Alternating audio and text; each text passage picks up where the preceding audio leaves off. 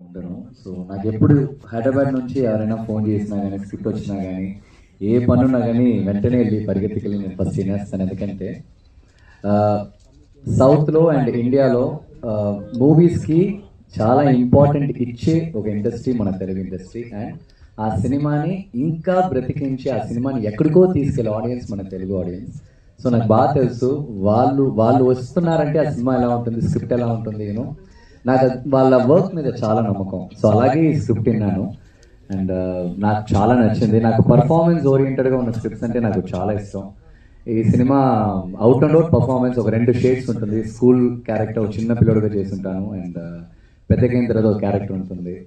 And చాలా మంచి cinema. I have to thank first మా శ్రీనివాస్ గారైనా సరే, దేవి గారైనా సరే, thank you so much sir.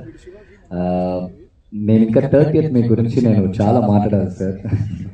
ఎందుకంటే డే 1 నేను స్క్రిప్ట్ వినేటప్పుడు మా డైరెక్టర్, మా కెమెరామ్యాన్, మా ఈపీ ఒక మాట అన్నాడు. తప్పకుండా 30th ఆ మాట నేను చెప్తాను. And such wonderful team. ఎక్కడా వచ్చేసి రాకేష్ అయినా సరే, శ్రవణ్ గారు అయినా సరే, మా ప్రొడ్యూసర్స్ ఎక్కడా వచ్చే కొత్త సినిమా, ఒక చిన్న సినిమా ఆ ఫీలింగే లేదు.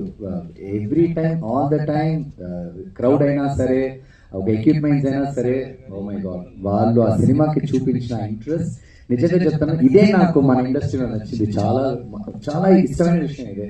ఒక సినిమా బాగా రావాలంటే ఎవ్రీ వన్ వాళ్ళు దిగి ఆ సినిమా గెలవడానికి అంత బాగా పనిచేస్తారు.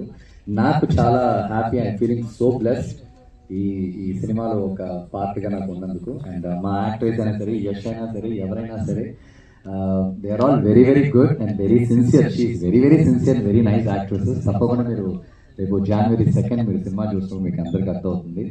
అండ్ మీకు తెలుసు సినిమాని ఎక్కడికి తీసుకెళ్ళినా కానీ మీరు అందరే తీసుకెళ్ళాలి.